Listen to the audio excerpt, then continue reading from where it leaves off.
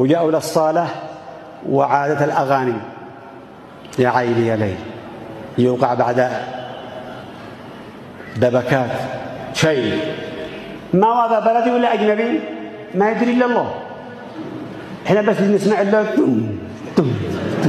عايش به مو بوها خلق الله هذا زوجه ولا خربه قدره قالوا له عرس وليد ولا بنيه قالوا بنيه الله وهذا الدويم كله وخبر هانا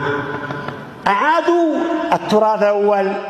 وأغاني وموسيقى وكلام فارغ